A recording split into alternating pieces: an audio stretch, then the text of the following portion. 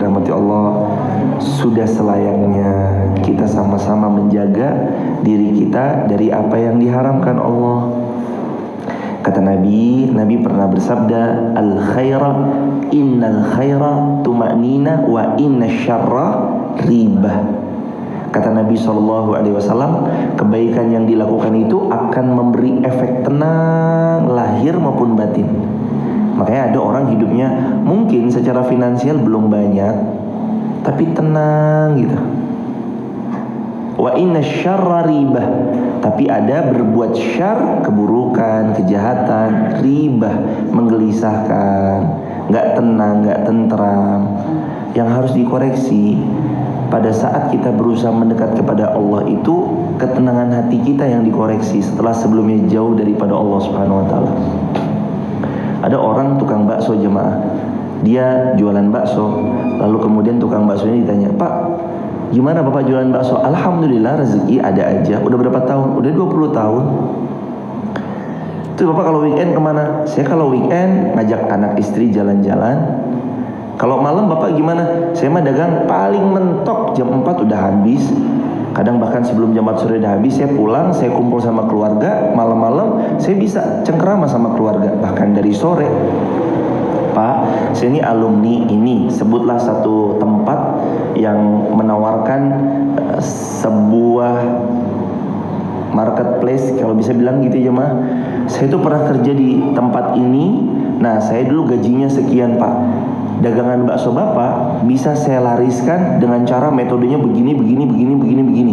Nanti Pak, kita nanti cari investor pemodal. Kalau udah dapat 1 miliar, kita jadikan 200 gerobak. 200 gerobak, nanti kalau sudah kita cari pemodal lagi 100 miliar. Dari 200 gerobak, kita jadikan 20.000 gerobak. Kalau udah 20.000 gerobak, saya begini. Nanti kalau Bapak udah punya sekian ratus ribu gerobak, Bapak bisa ntar weekend ngajak anaknya jalan-jalan. Malam bisa santai, cengkerama sama keluarga."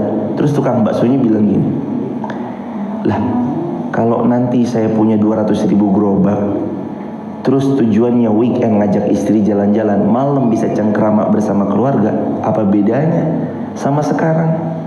Sekarang saya juga bisa kok weekend ngajak keluarga jalan-jalan, malam cengkerama sama keluarga." Lalu orang ini pun bingung, lah sesimpel itu ya. Masya Allah, tabarakallah. Hadirin, kadang banyaknya nominal harta di rekening kita belum tentu jemaah membuahkan ketenangan dalam dada. Kadang begitu kan. Boleh jadi banyak tidak tenang, bisa jadi. Dibangunin jemaah biar semangat, nggak apa-apa jemaah. Soleh ganteng, Masya Allah. Nggak apa-apa, Masya Allah. Itu ngantuk aja jemaah, udah dapat barokahnya majelis ilmu insya Allah. Nggak apa jemaah. Dulu kami kecil juga gitu, sambil tidur. Tapi luar biasa, itulah semangatnya daripada keluarga Mas Joko, selalu membersamai anak-anaknya walaupun ngantuk tetap dibawa. Insya Allah mudah-mudahan kita bisa meladani beliau insya Allah biinillah. Hadirin, kembali dalam bahasan. Kadang orang berpikir itu selalu dan melulu kebahagiaan bicara tentang nominal. Memang nominal bisa membeli sesuatu, tapi yang jauh lebih daripada itu adalah ketentraman yang tidak bisa dibeli kecuali dengan ketaatan. Ketenangan jiwa yang gak bisa dibeli kecuali dengan ketaatan. Kalau orang hamba Allah taat sama Allah, gak ada jemaah yang dirahmati Allah bagi dia rasa takut atas kehilangan sesuatu kalau memang dia lepas sesuatu itu karena Allah. Pernah Nabi bilang dalam satu kalimat masyhur, kalimat ini kalimat favorit saya dari dulu.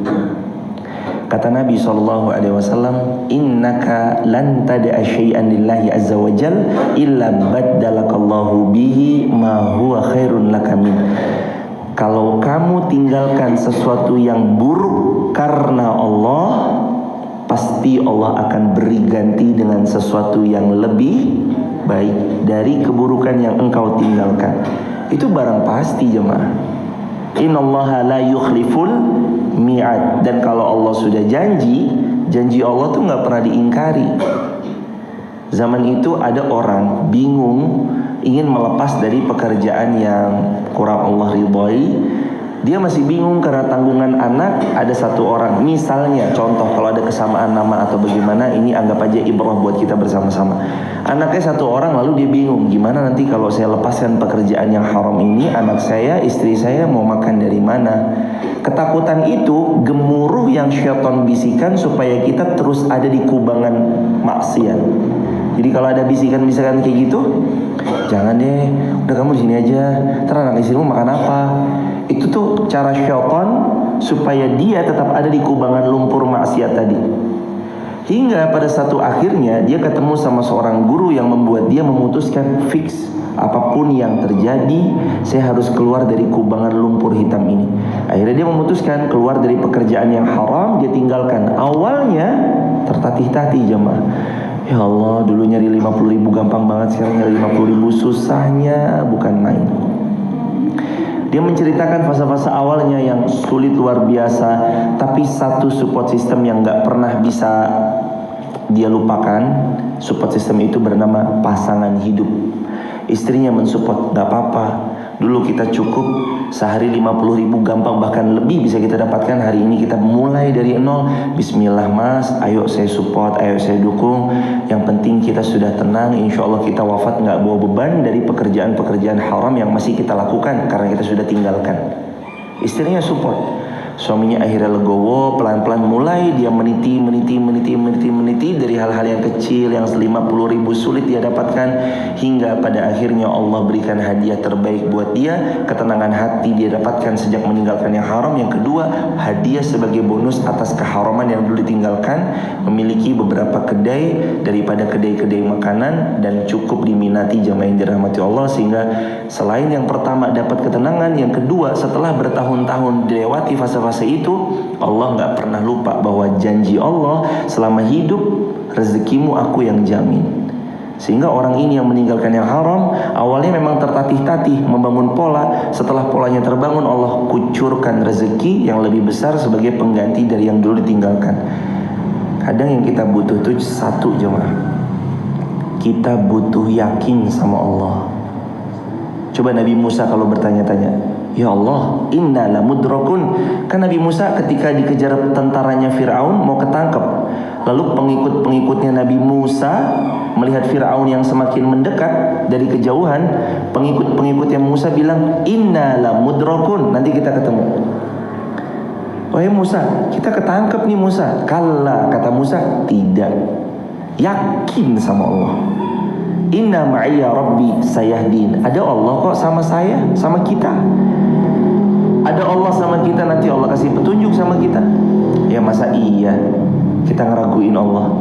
Lalu Allah bilang sama Musa sesuatu yang kalau menurut akal sehat mungkin kalau Allah perintahkan itu sama kita, kita akan bertanya-tanya, Musa, fadrib bi asakal hajar. Wahai Musa, coba tongkatmu kau pukulkan ke batu. Coba jemaah, ini kan lagi dikejar, mau ketangkep.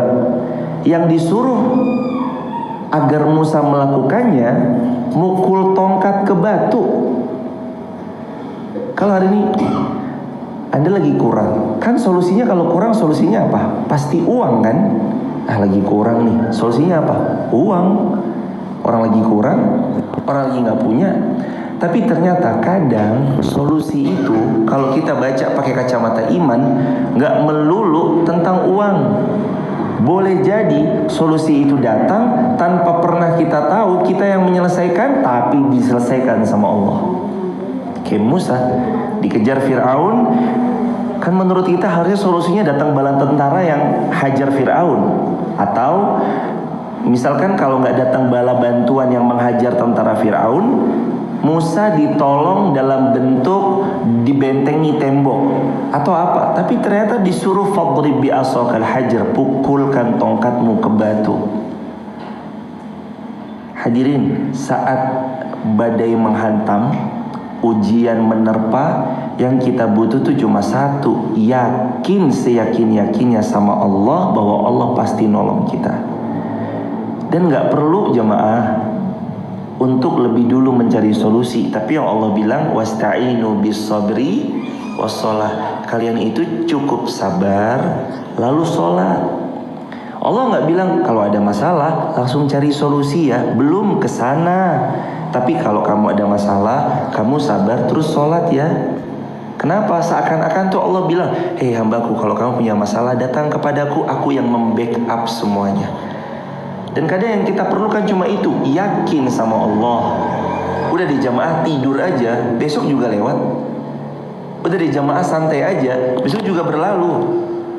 Udah di jamaah tenang dulu, penuh baik sangka sama Allah. Kadang saat manusia kita datangi, mas tolong bantu dong, dia tutup pintunya untuk kita. Saat orang kaya datangi, dia tutup pintunya untuk kita. Saat pejabat datangi, dia tutup pintunya, gak mau bantu kita. Saat makhluknya Allah menutup, itu tanda terbaik dari Allah.